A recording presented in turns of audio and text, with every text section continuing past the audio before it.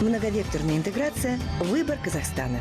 Ее тенденции, коллизии, перспективы в программе Single Market. Планы сами по себе не имеют значения, а вот процесс планирования очень важен, говорил Уинстон Черчилль. Другими словами, путь к цели значит больше, чем сама цель.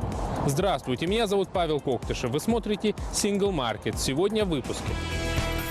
Как правильно планировать государственно-частное партнерство? Мнение независимого эксперта. Перспективы Алтай, Алматы. Точки взаимных интересов.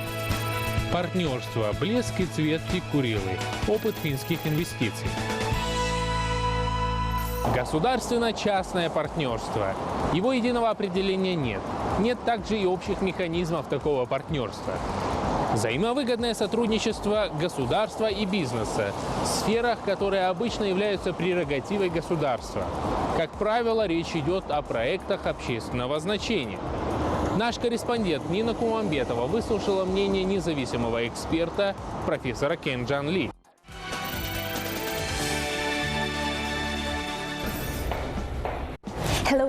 Здравствуйте, господин Ли. Нашу беседу я хочу начать с этого вопроса. Мы привыкли говорить, что надо учиться у лучших. А с точки зрения государственно-частного партнерства, какие страны могут быть такими примерами? Я имею в виду, какие из них уже накопили такой опыт эффективного ГЧП?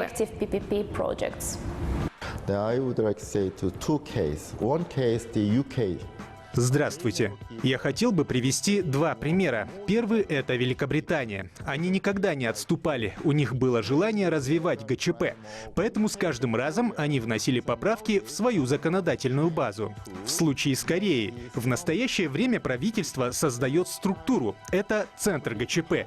И они анализируют, изучают, исследуют, как сделать работу ГЧП оптимальной. Research how they make the optimal framework of PPP. Хорошо, давайте перейдем к примерам. Когда я думаю о государственно-частном партнерстве в Казахстане, есть проекты, которые я могу назвать сразу. Строительство больниц, формирование инновационного кластера на базе Национального университета имени Аль-Фараби, строительство БАКАТ. Все это принадлежит к сфере инфраструктуры. Это постоянная практика ГЧП или частный опыт Казахстана. All of these facilities somehow or directly connects to the sphere of infrastructure. What do you think? Is it consistent pattern of public-private partnership or its particular experience here in Kazakhstan? I understand, especially in the financial crisis or economic difficulty, the government won't share with private sector in the Я думаю, особенно в период финансового кризиса или экономических трудностей, правительство может передать риск частному сектору. Это означает, что они вместе сотрудничают и эффективно содействуют друг другу в обслуживании государственного сектора. ГЧП — это долгосрочный проект, как правило, рассчитанный на 20 или 30 лет. И мы не знаем точно, потратит ли правительство все деньги через 5 или 10 лет.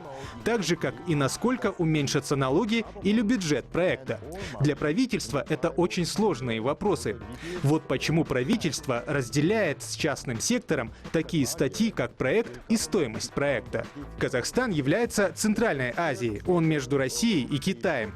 Это самая важная географическая точка трансфера к странам Востока и Запада. Так что я думаю, что иностранцы заинтересованы в организации ГЧП в сфере инфраструктуры, особенно транспорта. Kazakhstan is the Central Asia, and the Russia, between the Russia and then the China is most important geographic the location in the transfer to come the East and the West countries. Foreign people already, I think, the interest in the make the PPP together in the infrastructure, especially in the transport. Let's imagine the situation that you are a foreign businessman working here. Давайте представим ситуацию, что вы иностранный бизнесмен. Какие условия должны быть созданы правительством Казахстана для привлечения вашего интереса к сотрудничеству с нашей страной на принципах ГЧП? В какой сфере экономики республики вы предпочли бы провести это сотрудничество? Private partnership, I mean using principles of PPP. Success of diversification of industry, but people know about some skill. Успех диверсификации промышленности – это про людей, которые владеют каким-то навыком. Вот почему лучшее решение для КЧП – создать, например, какую-то школу. Школа – это не колледж или университет.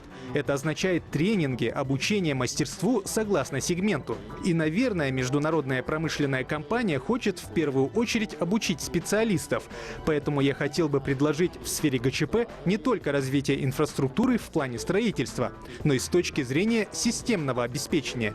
То, как все это будет функционировать в дальнейшем.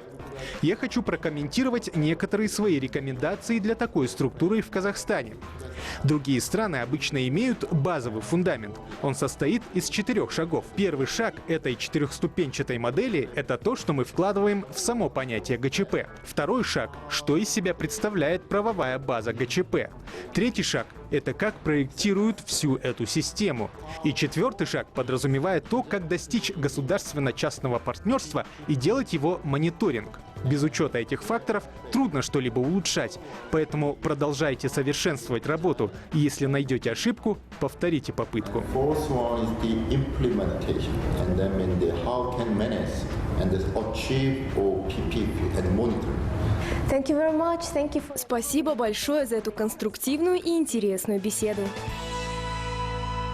Россия, Алтайский край. Этот регион по отношению к двум казахстанским областям, Восточно-Казахстанской и Павлодарской, является сопредельным. Между соседями установлены крепкие деловые отношения. Однако этим сотрудничество Алтайского края с Казахстаном сегодня не ограничивается, потому что поле взаимных экономических интересов расширилось до территории Евразийского экономического союза. Тему продолжит Анар Тастанбекова. В прошлом году казахстанский экспорт сократился на треть. Причиной стали волатильность цен на мировых рынках металлов и углеводородов, замедление темпов роста Китая и спад российской экономики, вызванный не в последнюю очередь европейскими санкциями. По мнению экспертов, в этих условиях Казахстану и России, как партнерам по Евразийскому экономическому союзу, было бы логичнее больше обращать внимание на возможности регионального сотрудничества. Без учета особенностей экономики, условий развития бизнеса и соотношения спроса-предложения в отдельно взятых регионах, эффективные связи налаживать довольно проблематично, поскольку такие связи требуют больше конкретики и корректировки правил игры. Адекватной площадкой для этого могут быть региональные объединения предпринимателей, в компетенцию которых входят практика бизнеса, правовые вопросы, деловые консультации. Такой опыт сегодня нарабатывается у Торгово-промышленной палаты Алтайского края и региональной палаты предпринимателей города Алматы. Хотя к Алтайскому краю географически ближе другие города Казахстана – Павлодар, Усть-Каменогорск, Семей, тем не менее расстояние не стало препятствием для сотрудничества бизнес-сообществ Юго-Западной Сибири и южного мегаполиса Казахстана. Все предыдущие миссии, в общем-то, выстраивались достаточно успешно для наших предпринимателей. Появлялись прямые контакты, заключались контракты, выстраивались отношения. Торгово-промышленная палата объединяет 447 предпринимателей, а региональная палата предпринимателей города Алматы – 1500. Россияне экспортируют агропродукцию – крупы и сыры, изделия машиностроения, вагоны, сельхозтехнику, электрооборудование. Алматы поставляет на внешний рынок фармацевтические препараты, бытовую химию, продукцию легкой и пищевой промышленности. И Алтайский край, и южный мегаполис Казахстана – два абсолютно самодостаточных деловых партнера. Впрочем, как и в целом Россия и Казахстан. В период нестабильности мировых сырьевых и финансовых рынков сама ситуация подсказывает, почему им нужно устанавливать друг с другом более тесные торгово-экономические связи.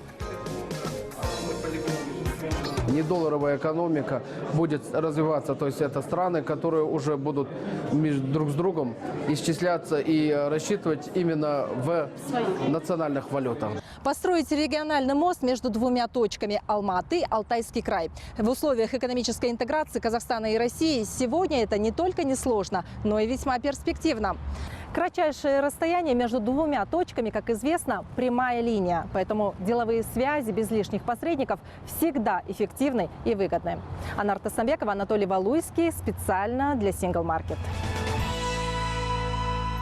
Одно из конкурентных преимуществ экономики Финляндии – ее наукоемкость. В этой стране каждая сфера производства считается потенциальной нишей для инновационных разработок. Например, торговые марки Тикурила более 135 лет. Тем не менее, концерн, который выпускает лаки и краски под этим брендом, имеет собственный научно-исследовательский центр, где ученые и специалисты постоянно работают над внедрением инноваций. Тему продолжит Дина Байкучукова. Завод лакокрасочной продукции группы компаний «Тикурила» был построен в 2015 году на территории Алматинской области в Карасайском районе. Он занимает территорию около 3000 квадратных метров и построен по модульному принципу. То есть он может расти до бесконечности, ну а в случае необходимости также сокращаться. Для финской компании этот компактный завод небольшой мощности – пилотный проект в масштабах всей Центральной Азии. Первоначальные инвестиции составили около $1 миллиона США. На решение открыть это предприятие именно здесь повлияли несколько факторов. Во-первых, потенциальный спрос на таком достаточно крупном рынке, как Центральная Азия. Во-вторых, благоприятный бизнес-климат и развитая инфраструктура в Казахстане. И в-третьих, подходящее качество воды в этом регионе, поскольку лакокрасочные материалы, которые выпускает Тикурила, производятся на водной основе. Сложностей при открытии никаких у нас не возникло. Правительство, так скажем, и все госорганы только поддерживали новые инвестиции в Казахстан, и непосредственно в Карасайский район. Ассортимент лакокрасочного завода отличается широким спектром. Здесь есть продукция, начиная от класса эконом и заканчивая профи. Это краски, с которыми работают профессионалы. В планах предприятия создание новых видов продукции. Мы собираемся в этом году запустить уникальную серию красок, но это будет сюрпризом ближе к началу сезона. Предприятие оснащено высокотехнологичными линиями. Производство экологически чистое и практически не имеет отходов. Например, вода после мытья емкостей проходит очистку и далее используется повторно для выпуска красок. Если вы сейчас пройдете на наше предприятие, вы не заметите ни одной канализационного выхода, куда мы бы могли сливать какие-то отходы либо выбросы. Также вся пыль у нас улавливается специальным оборудованием, то есть мы и воздух не загрязняем, и почву нашу не загрязняем. Чтобы производство постоянно развивалось, соучредители группы компаний «Тикурила» ведут мониторинг работы этого завода. С этой целью каждые 3 месяца они посещают предприятие. Что касается качества продукции, то постоянный контроль над ним ведут специалисты лаборатории. После того, как продукция прошла проверку в лаборатории на качество и соответствует всем стандартам, она направляется на расфасовку на конвейерной ленте на вот таком расфасовочном оборудовании. Такая линия способна за 10 минут около 1,5 тонны готовой продукции расфасовать без всяких проблем, и для этого нужно всего 2 человека.